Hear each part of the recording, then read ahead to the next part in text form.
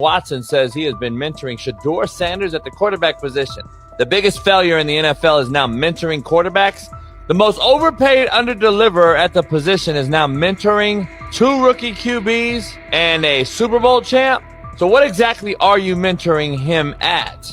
You have had 24 civil lawsuits that you paid off to go away. And when you play, you are as ass as those massage therapists are, apparently.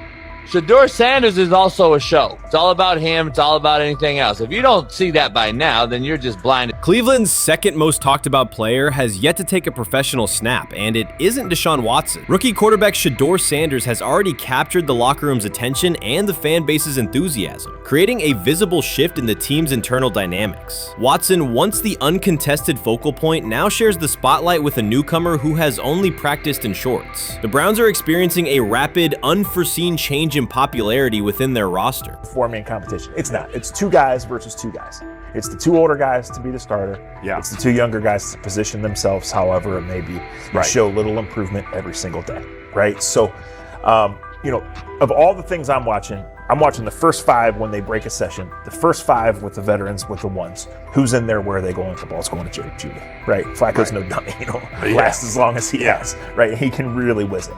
But as we go on, I want to watch these guys because they probably just got plays installed Tuesday, and they're out there running them Wednesday. SHEDEUR Sanders arrived in Cleveland and immediately commanded attention. The rookie has yet to take a preseason snap, yet the energy around him inside the building and across social media eclipses what many veterans receive in an entire season. Fan enthusiasm is so strong that Deshaun Watson's jerseys are already drifting toward the clearance rack at the team store. In a matter of days, Sanders has become the roster's second most popular figure, while Watson watches his once secure QB1 status and public approval shrink by the hour. SHEDEUR or Deshaun? Who do you want as your quarterback next year? Honestly, SHEDEUR. I love Deshaun though. Like, I don't understand all the hate for Deshaun. You get hurt and you get booed, bro. That's foul. That might be the foulest I ever seen. The Browns' social media staff posted a single candid photo of rookie quarterback SHEDEUR Sanders releasing a warm-up throw, and the response was immediate and overwhelming. Fans saturated timelines with edits of themselves alongside him, while Deshaun Watson's routine practice reps drew comparatively little notice. Although an official Sanders jersey has not been released, unauthorized versions are already moving at a pace that exceeds merchandise sales for several other AFC North teams. The surge in interest marks one of the most intense fan reactions Cleveland has experienced in recent memory. The excitement surrounding SHEDEUR also triggers a wave of criticism. Veteran analysts, anchored in a 1980s mindset, question whether his style will translate into lasting success. They focus on his NIL earnings, social media presence, and visible confidence, arguing that the image overshadows substance. To them, outward self-assurance appears to be a distraction rather than a competitive asset. Even a simple smile or brief display of personality is cited as evidence that he lacks the measured discipline they expect from a starting quarterback. Critics claim SHEDEUR Sanders is notable only because of his father, overlooking the performance he delivered at Colorado. Many of those same observers ignored the Buffaloes until Deion Sanders made national headlines, yet they now question whether his son has earned the attention. They want rookies to keep quiet, carry clipboards, and wait 2 seasons before challenging for a starting role. Sanders is disregarding that script from the moment he arrived. His presence has already turned Cleveland's quarterback discussion into a genuine 2-man competition before a single preseason snap. Deshaun Watson maintains publicly that the situation does not concern him, but it is hard to believe the pressure is not real. A fully guaranteed contract protects his paycheck, not his standing in the locker room. Sanders, meanwhile, is translating charisma and early momentum into tangible influence with teammates, coaches, and fans, reshaping expectations for who will lead the Browns on opening day. I'm a firm believer. If I wanted SHEDEUR Sanders at 2, at worst at 33, of course I already think that he's better than other quarterbacks. Because that's the type of talent, that's where I would have picked him at.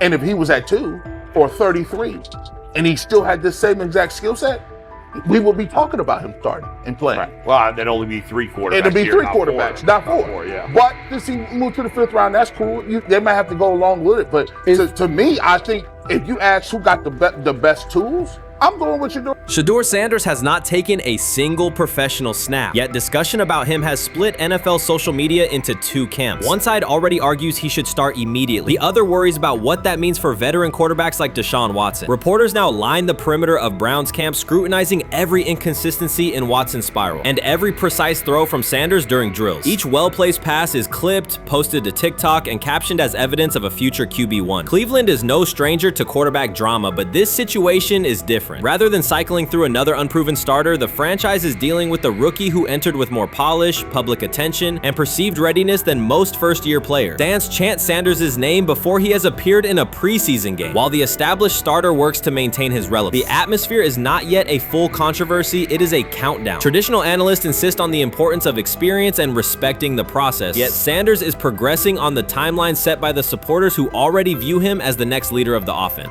They have never loathed college football itself. They have resisted the people determined to reshape it.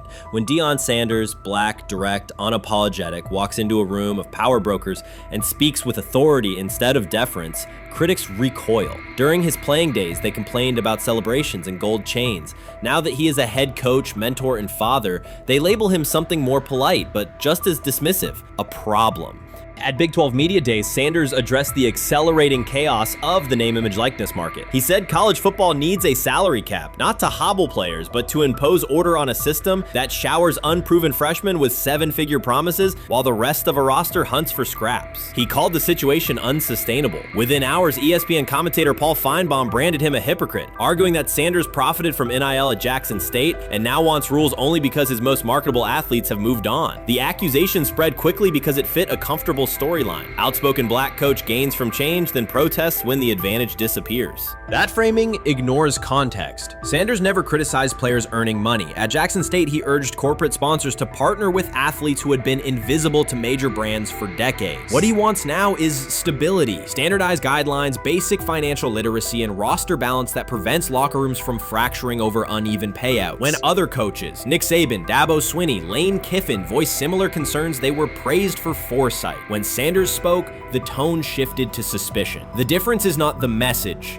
it is the messenger. Feinbaum's response followed a familiar script. When black leaders question the structure of the sport, their motives are interrogated, their credibility attacked, and their competence doubted. He did not level the same charge at Jimbo Fisher when Fisher complained that NIL disturbed recruiting. He stayed silent when Kiffin lamented the transfer portal. But Sanders, who raised enrollment and television ratings at Jackson State, brought unprecedented attention to Colorado in one season and consistently mentors players beyond football, was called opportunistic. Feinbaum dismissed the cultural impact Sanders created, the exposure for historically black colleges, the draft pick developed, the infrastructure improved, reducing his work to a marketing stunt dependent on star sons SHEDEUR and Shiloh, or two-way standout Travis Hunter. Sanders did not retaliate. He returned to practice, media obligations, and recruiting. His confidence is rooted in faith and in the responsibility he feels toward young athletes whose lives will extend decades beyond their highlight clips. When he asks for NIL boundaries, he is thinking about freshmen handed large sums without guidance, families unprepared for sudden wealth, and programs that abandon kids once production stalls. He has watched that cycle from the inside.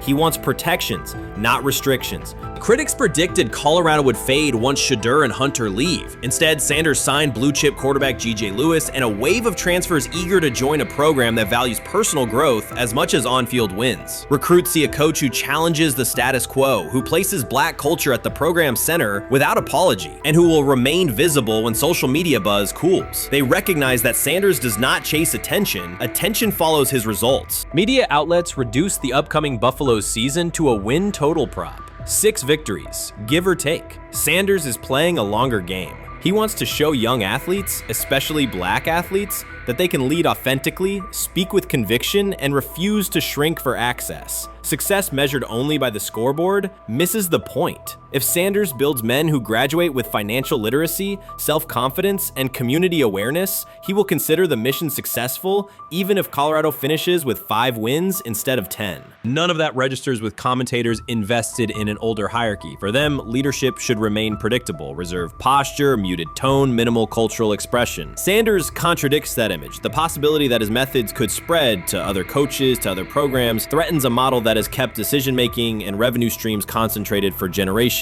So the debate is not about hypocrisy or payroll ceilings. It is about control of the narrative and who is deemed qualified to write it. Sanders refuses to surrender that authority. He knows order is necessary. He also knows whose voices have been ignored whenever real reform is discussed. By speaking plainly, he forces television panels, athletic directors, and conference commissioners to confront issues they would rather defer: financial education, equitable resource distribution, and consistent national standards. Whether Colorado exceeds betting lines this fall will not change the trajectory Sanders has already set. He made Boulder relevant, energized recruiting beyond traditional power corridors, and broadened college football's cultural reach. That influence will persist long after social media debates cool. If his call for NIL structure eventually becomes policy, as the NCAA and Congress now contemplate, Feinbaum's soundbite will fade, while Sanders' imprint endures. In the end, accusations of hypocrisy say more about the accuser than the coach. Sanders has remained consistent: empower athletes, hold adults accountable, and inject stability before unchecked money corrodes the locker room. The people who stand to lose clout in that environment prefer the chaos they can manipulate. Sanders prefers a system that nurtures the players who make the sport worth watching. His advocacy is rooted in experience, not self-interest, and his critics will have to decide whether to engage with that reality or keep shouting from the sidelines. Chris Carter's televised assessment of SHEDEUR Sanders triggered immediate pushback from Cleveland fans, local media, and even several Browns veterans. Carter dismissed Sanders, a fifth-round pick, as unprepared to start, and framed the growing interest around him as purely a byproduct of surname recognition. Since that segment aired, practice reports have told a very different story. Observers inside the Browns facility describe a rookie quarterback who is closing the gap on Kenny Pickett and Dillon Gabriel with surprising speed. Sanders first turned heads in rookie minicamp by directing the huddle with a calm that belied his inexperience. Position coaches reported that he rarely repeated mental errors during installation periods, a trait they rank highly when grading young quarterbacks. In organized team activities, he showed consistent timing on intermediate routes, kept turnover numbers low in 7-on-7 periods, and demonstrated early command of Kevin Stefanski's protection calls. That steady execution earned him a handful of first-team snaps, reps that would ordinarily have belonged to Pickett by default.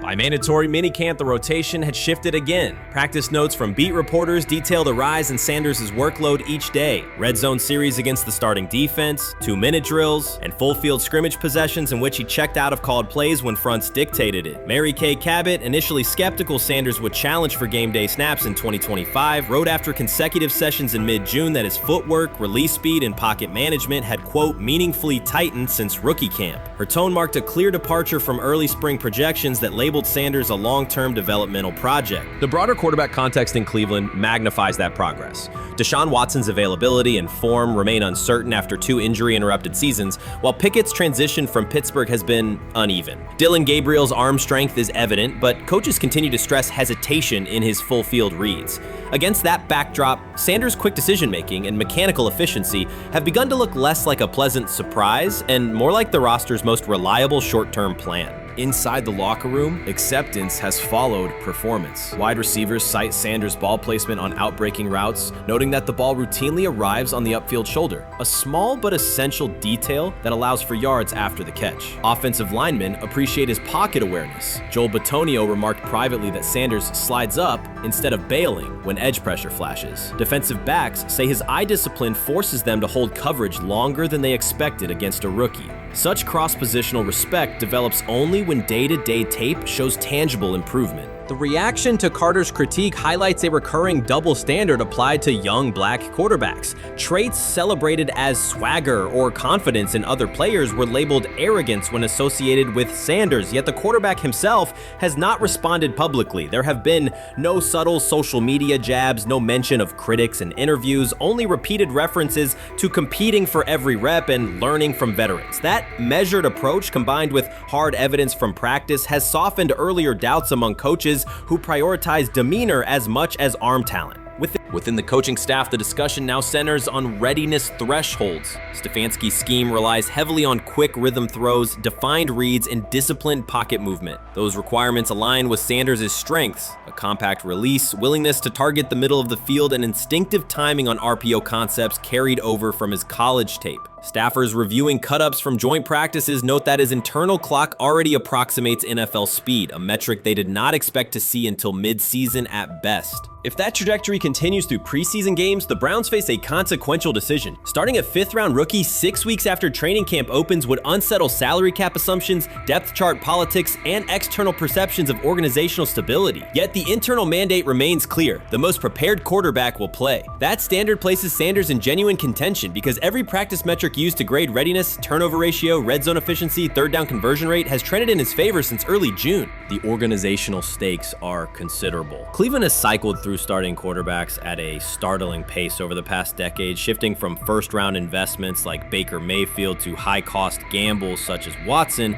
each move packaged as the long-awaited solution. A rookie chosen outside the first 100 picks ascending to the top of the depth chart would challenge long-held league assumptions about draft pedigree and opportunity. It would also validate the evaluation philosophy that prioritized Sanders' intangibles: processing speed, leadership presence, over conventional arm strength thresholds that pushed him down the draft board. Carter's televised remarks now sit awkwardly alongside daily updates from Berea. His critique relied on pre-draft labels and the presumption that a late-round passer with a famous father would need a redshirt year. Practice film contradicts that stance. Sanders checks protections at the line, manipulates safeties with shoulder fakes, and has reduced turnover-worthy throws and full-speed sessions to single digits. Statistics normally cited for veteran backups, not rookies. The longer that evidence accumulates, the more Carter's comments appear rooted in legacy bias rather than objective performance review. None of this guarantees Sanders will open the season under center. Preseason defenses test quarterbacks in ways practice cannot. Defensive coordinators will disguise pressure and boundary rotation to force late decisions. Sanders must show he can adjust protections and exploit mismatches without the benefit of a controlled environment. Yet within the Browns facility, the conversation has shifted from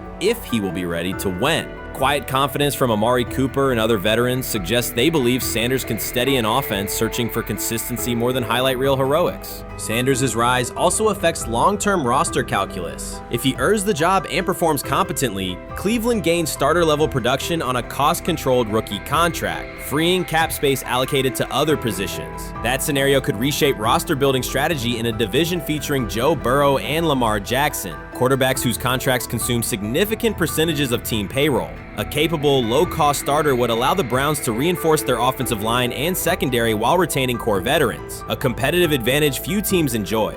For now, the focal point remains daily improvement. Sanders continues to arrive before sunrise, reviewing the previous day's install with the quarterback coach, then staying after practice to throw on-air routes with receivers low on the depth chart. Coaches track those habits closely because consistent routine underpins performance when adversity strikes in live games. Each incremental gain strengthens the argument that readiness depends on preparation and aptitude, not draft slot. Carter's segment reminded the league how quickly assessments can become outdated when they lean on perception over evidence. Sanders' steady climb up the depth chart underscores the counterpoint. In the NFL, tape is the final arbiter. Should Sanders translate practice efficiency to preseason success, the Browns may discover that the solution to their long-standing quarterback riddle arrived quietly in the 5th round, carrying little more than confidence and a willingness to work.